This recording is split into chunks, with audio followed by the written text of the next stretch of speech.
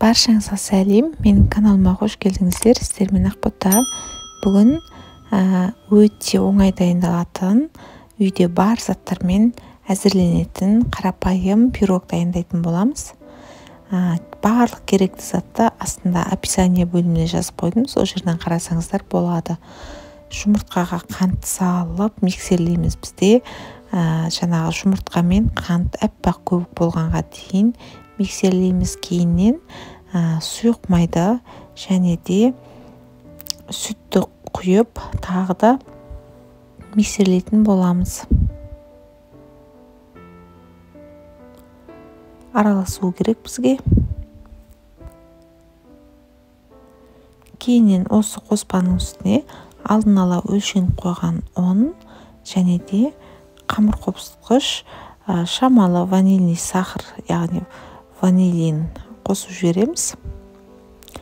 Ванилин маңызды емес, жоқ болса қоспай қойсаңыздар да болады. Қамырды бір келгі болғанға дейін араластырып аламыз.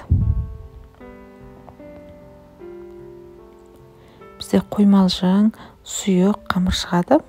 Пешімізді алдын ала 170 градуста қыздырып қоямыз міндетті түрде. Кейіннен формамыздың ішін жақсылап майлаймыз. Менде 24 сантиметрлік көріп тұрғандарыңыздай форма.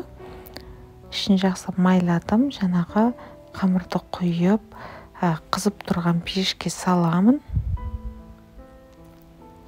Және де 35-40 минут пісіретін боламыз. Піскеннен кейін тексеріп көрсеңіздер болады.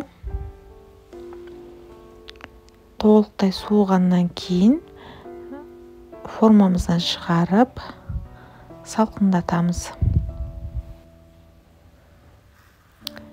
Көріп тұрғандарыңыздай өте керемет болып шығады. Формамызға да жабысып қалмайды. Форманы майлаған кезде біздің майымыз салқын болу керек. Форманы толықтай майлап құйып пісірсеңіздер, сіздерде де осылай жабыспай керемет болып шығады. Біздің кексіміз әдемі көрінуі үшін үстіне қант ұнтағын сеуіп шайға ұсындым. Жұмсақ, үлпілдек, үйде бар қарапайым заттармен дайындалады. Міндетті түрде жасап көріңіздер. Менің каналыма жазылып, видеоға лайк басып, комментарий қалдыруды ұмытпаңыздар. Және де осы видеоны жақындарыңызға жазылып, достарыңызға жіберіп, олардың да осы пирогты дайындап, жақындарына ұсынуына себепші болыңыздар.